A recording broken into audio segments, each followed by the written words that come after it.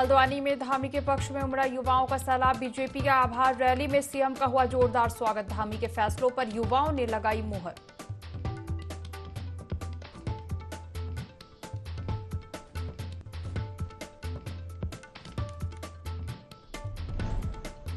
विवादित भर्ती परीक्षाएं की सिटिंग जज की निगरानी में होगी जांच। सरकार के निर्णय पर कांग्रेस ने उठाए सवाल। कहा सरकार का अधूरा और देर से लिया गया फैसला।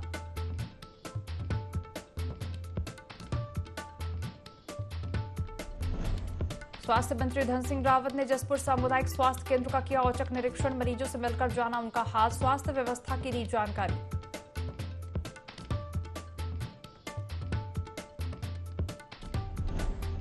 काशीपुर पुलिस को मिली बड़ी सफलता। बुजुर्ग महिला से ठगी करने वाले 2 ठगों को किया गिरफ्तार। 2 अभियुक्तों को न्यायालय के समक्ष पेश कर भेजा जेल।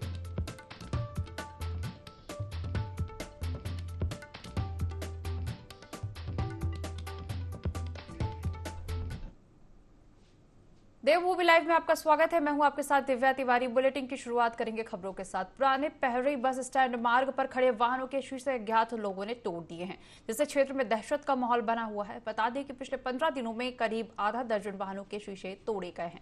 वहीं हाल ही में एक स्कॉर्पियो वाहन और अन्य वाहन के शीशे तोड़े गए हैं, लेकिन पुलिस के हाथ अभी तक बदमाशों की पकड़ से कोसों दूर है।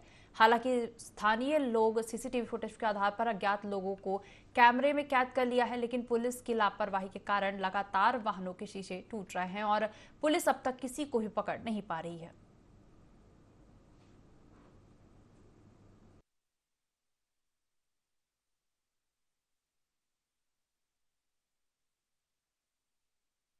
हाँ, इस तरह की शिकायतें हमारे पास आई हैं और पिछले 15 दिन से लगातार आ रही हैं। इस संबंध में हमने टीम गठित की है और लगातार गश्ती बढ़ाई गई है।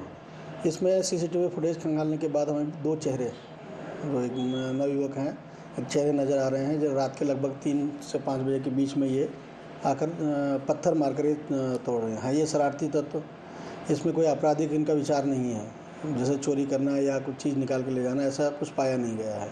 शिकायतें मेरे पास आ रही हैं, मैं इसमें लगातार काम कर रहा हूँ। बहुत जल्दी हम कोई सार्थक सूचना आपको देंगे। बारात लेकर लौट रहा एक वाहन 70 फीट गहरी खाई में गिर गया, जिससे 2 लोगों की मौत हो गई है और 6 गंभीर रूप से घायल हो गए हैं। इस वाहन में 12 लोग सवार थे। घटना जोशीमठ के थिंक गांव के समीप हुई है। घायलों को जिला अस्पताल रेफर कर दिया गया है। पुलिस मौके पर पहुंची है और मामला पंजीबद्ध कर जांच में जुट गई है।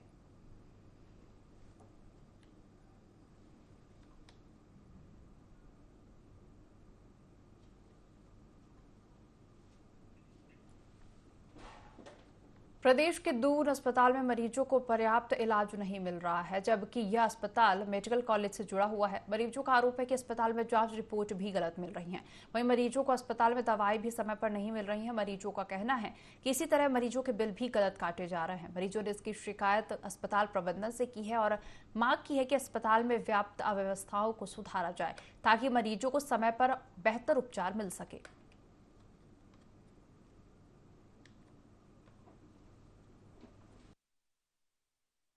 सर, मैं ना रात में गिर गया था फ्लाईओवर के ऊपर से, नहीं तो मेरी कमर में दिक्कत बनी थी सब थोड़ी, तो उसके बाद फिर यहाँ पे एडमिट करा दिया रात में ला कर ना।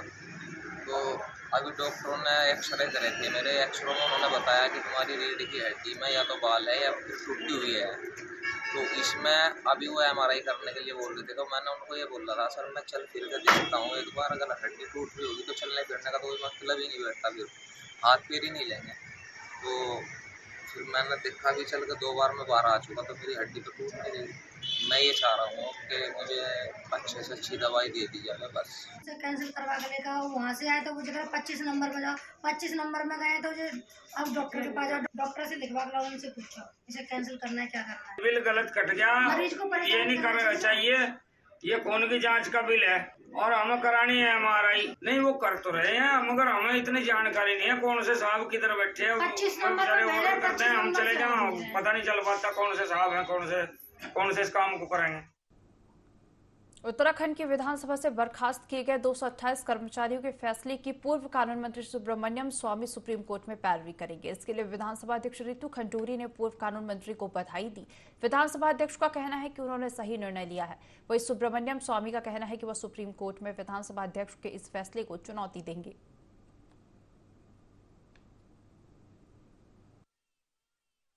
आप शुभकामनाएं हैं, आप जरूर जाइए। सब जुडिस मामला है, इसलिए मुझे उसमें बहुत ज़्यादा कुछ कहना नहीं है और ऑलरेडी सुप्रीम कोर्ट में मामला गया था और अगर बहुत वरिष्ठ वकील हैं, उन्हें लगता है कि उन्हें जाना है तो मैं उनको शुभकामनाएं देती हूँ। मैं जो आपके सामने बोल रही हूँ, मैंने वो यही बात वहाँ भी कही है कि हमें इसको देखना होगा। वो कह रहे थे कि हमें इन्हें वापस लेना चाहिए। मैंने इस बात को कहा, मुझे कोई आपत्ति नहीं है, मेरा कोई 228 के साथ कोई झगड़ा नहीं है। ये एक नियम और कानून के तहत ये कार्य हुआ है। मुझे किसी से कोई प्रॉब्लम थोड़ी है, लेकिन हमें अगर सोचना है तो 228 के अलावा इसमें 8 लाख से ऊपर युवा उत्तराखंड में है। क्या हमने नियम कानून फॉलो किए या नहीं किए, इन चीज़ों को देखते हुए ये निर्णय लिया गया। हरिद्वार विधायक मदन कौशिक के नेतृत्व में ऋषिकुल मैदान में भव्य होली मिलन और फाग उत्सव का आयोजन किया गया, जिसमें शहरवासियों को आमंत्रित किया गया। बुजुर्ग, युवा, बच्चों और महिलाओं ने बढ़ चढ़कर हिस्सा लिया। गणेश वंदना से कार्यक्रम की शुरुआत हुई और बच्चों ने रंगारंग कार्यक्रमों की प्रस्तुति भी दी। इस अवसर पर विधायक मदन कौशिक ने होली की बधाई दी। वहीं मंगला माता ने कहा कि होली हमें भाईचारा और प्रेम का संदेश देता है।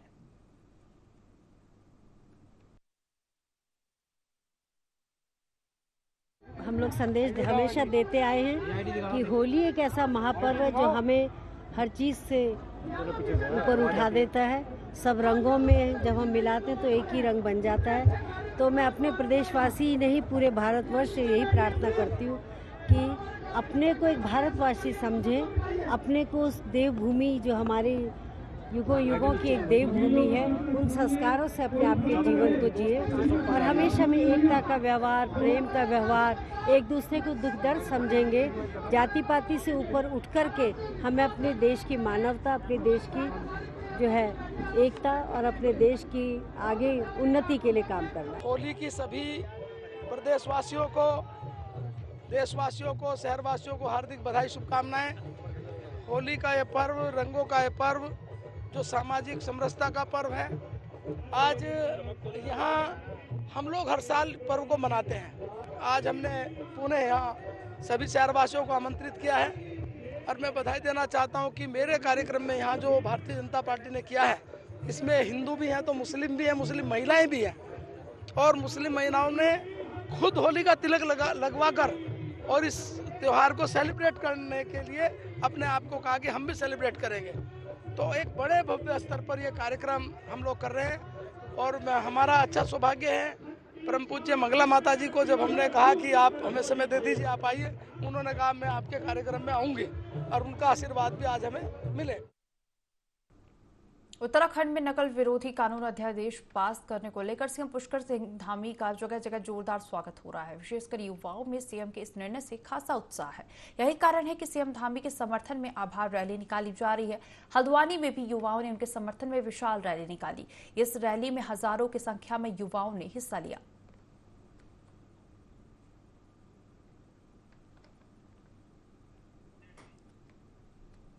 मुख्यमंत्री पुष्कर सिंह धामी हल्द्वानी पहुंचे। इस दौरान उन्होंने भाजयुमो द्वारा आयोजित सम्मान समारोह में शिरकत की। नकल विरोध कानून होने पर हजारों की तादाद में युवाओं ने पुष्कर सिंह धामी का आभार व्यक्त किया। वहीं सीएम पुष्कर सिंह धामी ने कहा कि हमने ऐसा सख्त कानून बनाया है जिससे नकल और पेपर लीक करने वालों में डर और भय रहेगा। जिस प्रकार से युवाओं के साथ खिलवाड़ हो रहा है, इसके लिए नकल विरोधी कानून को बनाया गया है। नकल विरोधी कानून का सख्ती से पालन किया जाएगा।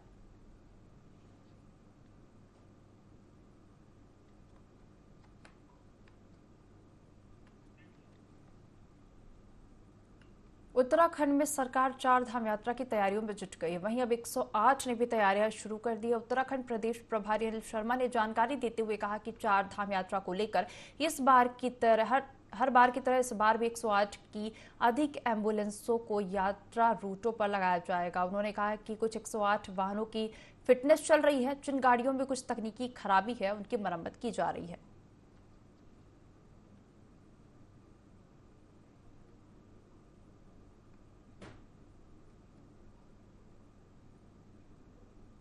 चार धाम में जाम बचा जा सकता है, उसी के लिए मैं बोल रहा हूँ कि रिलोकेशन, कि यहाँ पे क्राउड ज्यादा रहता है तो उसकी लोकेशन हम चेंज कर लेते हैं, जिससे कि समय पे जरूरतमंद को एम्बुलेंस मिले। कोई पार्ट्स की यदि कमी हो तो उसके लिए हम उन्हीं डिस्ट्रिक्टों में अपना स्टोर बना लेते हैं 4 धाम यात्रा के दौरान, चाहे वो टायर की व्यवस्था हो, चाहे एक्स्ट्रा दवाई रखना हो, ऑक्सीजन की आपूर्ति, क्योंकि आने जाने में दिक्कत होती है उस टाइम जाम के कारण, हम पहले से ही स्टॉक बना लेते हैं। स्वास्थ्य मंत्री धन सिंह रावत ने जसपुर के सामुदायिक स्वास्थ्य केंद्र का औचक निरीक्षण किया। इस मौके पर उनके साथ विधायक आदेश चौहान भी मौजूद रहे।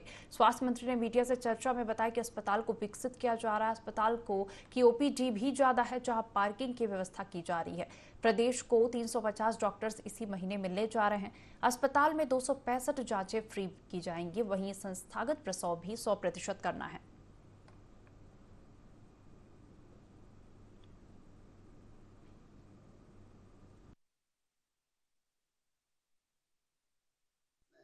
अचानक हॉस्पिटल इसलिए आया कि मुझे लगा कि भाई हॉस्पिटल में सरकार के द्वारा जितनी भी सुविधाएं दी जा रही है वो जो है धरातल पे हो रही कि नहीं हो रही। और हमारे जसपुर के माननीय विधायक जी भी मेरे साथ में, हमारे सीओ भी हमारे साथ में। जसपुर के लिए एक तो सरकार डॉक्टरों के लिए आवास दी है, जितने भी आवास चाहिए। एक यहाँ पे चूँकि लगभग 450 मरीज पर डे आते हैं, तो मरीजों के लिए अच्छी सी पार्किंग की व्यवस्था यहाँ पे की। तीसरा, यहाँ पे स्पेशलिस्ट डॉक्टरों की जो भी कमी है, एनेस्थीसिया से लेके और स्पेशलिस्ट डॉक्टरों की, वो भी हम इसी साल में उस कमी को पूरा करने जा रहे हैं। इस बार हमने ये भी किया है कि 262 जांचें फ्री में हो रही है। साथ में ये भी हमने किया है कि संस्थागत डिलीवरी 100% करनी है। शिशु मृत्यु दर को हमने 1 डिजिट पे लाने। अभी हमारे यहाँ शिशु मृत्यु दर 24 है, जो कि भारत सरकार से काफ़ी नीचे अब हम आ गए हैं। तो स्वास्थ्य के क्षेत्र में हमारी सरकार काफ़ी काम कर रही है। बाकी विधायक जी अगर और कोई डिमांड करेंगे तो हम। कैबिनेट मंत्री धन सिंह रावत जसपुर दौरे पर रहे। धन सिंह रावत जीजीआईसी स्कूल पहुंचे और सहकारिता विभाग का औचक निरीक्षण किया। इस दौरान उन्होंने लोगों की समस्याओं को सुना। धन सिंह रावत ने बताया कि धामी सरकार उत्तराखंड में पहली बार पैक्स कंप्यूटराइजेशन का कार्य किए गए हैं। बहुत ही जल्द देश के सहकारिता मंत्री इसका लोकार्पण करने जा रहे हैं।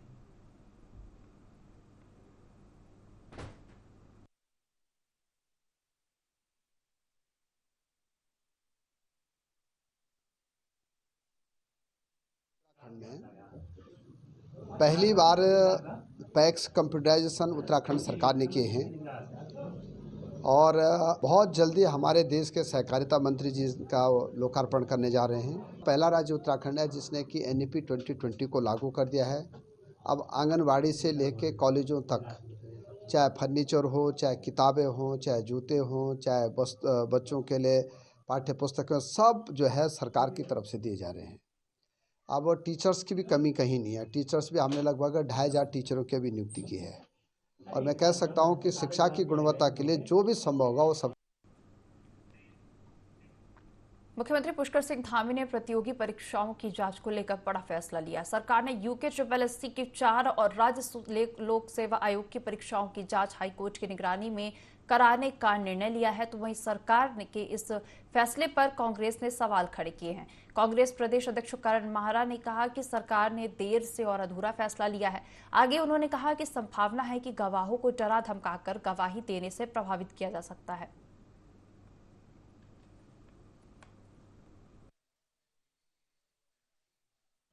देर में लिया गया फैसला है और अधूरा फैसला है, क्योंकि एस राजू ने जिस दिन आरोप लगाया था कि सफेद पोस्ट नेता का दबाव है कि मैं जांच न करूं, ये गंभीर आरोप था।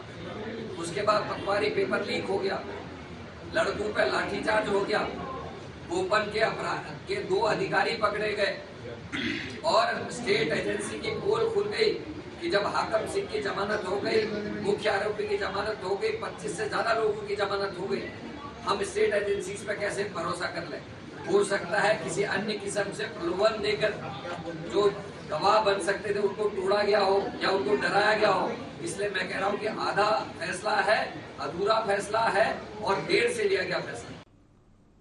बैंक से पैसा निकालने गई महिला के साथ ठगी करने वाले 2 ठगों को पुलिस ने गिरफ्तार कर लिया। यह दोनों आदतन अपराधी हैं। इन दोनों पर 1 दर्जन से ज्यादा मामले दर्ज हैं। पुलिस ने इन दोनों के पास से 41,000 रुपए भी बरामद किए। इसके लिए पुलिस को खासी मशक्कत करनी पड़ी। पुलिस के अनुसार काशीपुर में SBI बैंक में चेक के माध्यम से 1 लाख रुपए निकालने महिला गई थी। जब वह काउंटर पर पैसे गिन रही थी तभी उसके पास यह दोनों ठग आए और महिला से नोटों की सीरीज चेक करने का कहने लगे। इससे महिला का ध्यान नोटों पर से हट गया और तभी इन ठगों ने महिला के नोटों पर हाथ साफ कर दिया और महिला के 41,500 रुपए गायब कर दिए। पुलिस ने इस केस में CCTV कैमरे खंगाले और मुखबिर लगाए, तब कहीं जाकर इन ठगों तक पहुंची है। पुलिस ने दोनों पर मामला दर्ज कर उन्हें न्यायालय में पेश किया।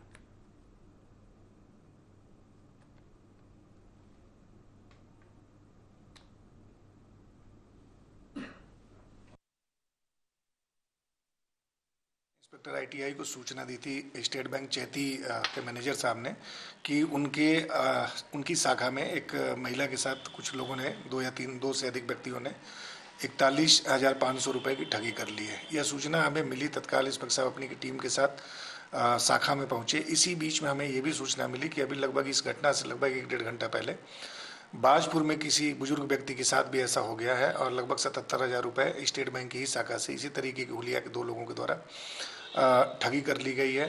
दोनों घटनाओं को हमने गंभीरता से लेते हुए दोनों जगह की टीमों ने जब CCTV कैमरा बैंक से निकाले तो ये वही व्यक्ति थे जो बाजपुर स्टेट बैंक में भी थे और यहाँ पे थे। तत्काल हमारी टीम ने सक्रियता दिखाते हुए DCR के माध्यम से जनपद के समस्त थानों को अलर्ट किया और जगह जगह चेकिंग और बॉर्डर को सील किया गया, जिससे कि ये हमारे जनपद से बाहर नहीं जा पाए। और कल हमारी टीम को इनको दोनों अभियुक्तों को गिरफ्तार करने में सफलता मिली।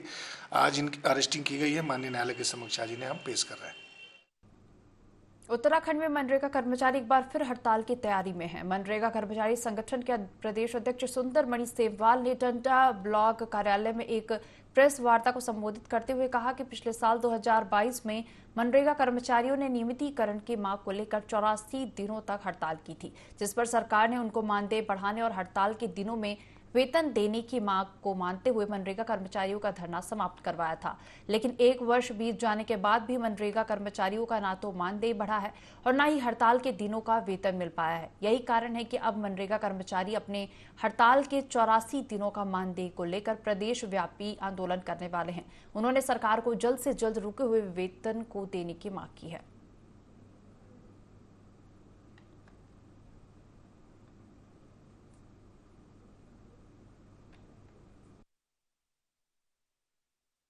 मनरेगा कर्मचारियों द्वारा जो 2021 में हड़ताल हुई थी, हम लोगों की 84 दिन की हड़ताल थी।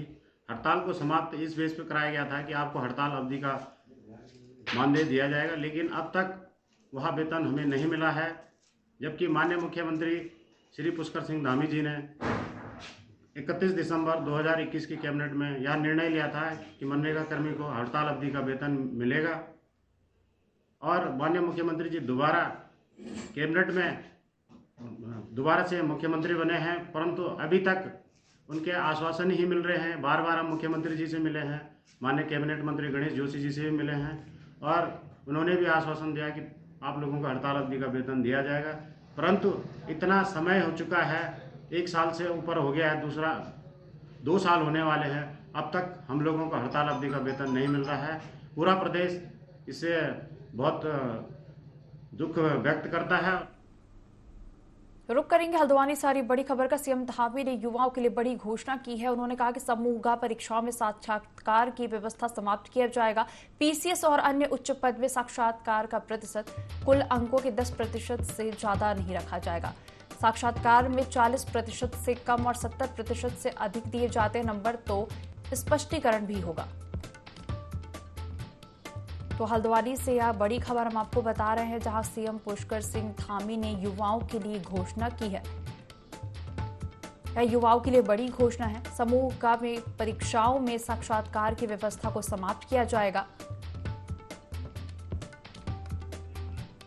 PCS और अन्य उच्च पद में साक्षात्कार का प्रतिशत कुल अंकों के 10% से ज्यादा नहीं रखा जाएगा। खबर पर ज्यादा जानकारी लेंगे, संवाददाता आकाश गौड़ हमारे साथ जुड़ गए हैं। आकाश, CM धामी ने युवाओं के लिए यह बड़ी घोषणा की है, क्या पूरी घोषणाएं हैं? देखिए बिल्कुल जिस तरीके से आज मुख्यमंत्री युवाओं के बीच में थे और हल्द्वानी में एक बड़ी आभार रैली मुख्यमंत्री के लिए की गई थी, उसमें मुख्यमंत्री ने युवाओं के लिए एक बड़ी घोषणा जिस तरह कह सकते हैं कि की है, जिसमें अब ये तय किया गया है कि जो समूहगामी की परीक्षाएं होती है उसमें अब साक्षरता की जो व्यवस्था है उसे खत्म किया जाएगा। कह सकते हैं कि एक बड़ा फैसला जो है मुख्यमंत्री की तरफ से लिया गया है, क्योंकि ये कहा जाता रहा है कि जिस तरह समूहगामी की जो परीक्षाएं होती है उसके बाद जो है साक्षात्कार के लिए जो है जो चयनित अभ्यर्थी है उन्हें बुलाया जाता था, और इसमें कहीं ना कहीं अब उस व्यवस्था को जो है मुख्यमंत्री ने खत्म करने की घोषणा जो है वो की गई है। साथ ही साथ अगर हम बात करें जो टीचर्स और उच्च पदों पर जो साक्षात्कार का जो नंबर है प्रतिशत का, तो कुल 10% से ज्यादा नहीं रखा जाएगा, यानी कि जो रिटर्न टेस्ट है उसको ज्यादा वैरियता दी जाएगी, और साथ ही साथ जो 10% ही अंक जो है वो टीचर्स में और उच्च पदों में जो है उसका साक्षात्कार के रखा जाएगा। तो कह सकते हैं कि एक बड़ा फैसला मुख्यमंत्री की तरफ से लिया गया है। और साथ ही साथ मुख्यमंत्री की तरफ से ये भी फैसला लिया गया कि साक्षात्कार में अगर 40% से कम और 70% से अधिक नंबर अगर आते हैं तो किसी छात्र के, तो ऐसे में स्पष्टीकरण भी उसके लिए देना होगा। तो कह सकते हैं कि सरकार की कोशिश है कि पारदर्शी तरीके से तमाम जो परीक्षाएं वो हो, और ऐसे में जिस तरीके से तमाम ये खबरें ये भी सामने आती है कि अगर नकल विरोधी कानून के तहत ये युवाओं के बीच में एक अंदेशा भी था कि अगर परीक्षाएं हो जाती हैं उसे नकल विरोधी कानून के तहत जो है होता है, लेकिन साक्षात्कार में अगर किस तरह की गड़बड़ी या किस तरह का अंदेशा होता है तो उसको किस तरह दूर किया जाएगा। तो कह सकते हैं कि मुख्यमंत्री ने इस पूरी व्यवस्था को ही खत्म करने का जो फैसला है वो एक तरीके से लिया है, और कह सकते हैं कि युवाओं ने इस फैसले को देने का स्वागत किया, और मुख्यमंत्री की जिस तरीके से तारीफ हुई है उसी के तहत कहीं ना कहीं कह सकते हैं कि बड़ा फैसला जो है युवाओं के पक्ष में सरकार के द्वारा लिया गया है। आकाश, ये युवाओं के लिए बड़ी घोषणा है सीएम पुष्कर सिंह धामी ने की है। फिलहाल जुड़ने के लिए और जानकारी साझा करने के लिए आपका धन्यवाद। रुक करेंगे अगली खबर का। सीएम पुष्कर सिंह धामी ने खटीमा का दौरा किया। इस दौरान धामी ने खटीमा के लोहिया हेड पावर हाउस का निरीक्षण किया, साथ ही कर्मचारियों से पावर हाउस की विद्युत उत्पादन व्यवस्थाओं का जायजा लिया। धामी ने पावर हाउस कर्मचारियों से चर्चा करके आवश्यक जानकारी ली, साथ ही पावर हाउस को पूरी क्षमता के साथ संचालित करने के निर्देश दिए।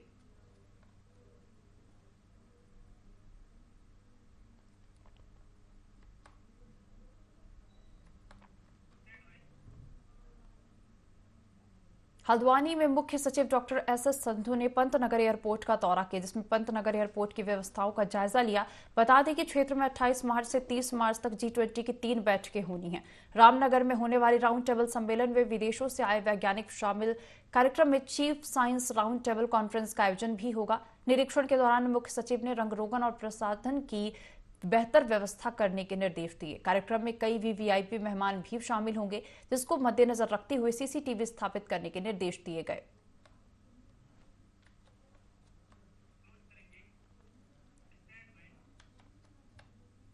इस बुलेटिन में फिलहाल इतना ही। आप बने रहिए IND24 के साथ।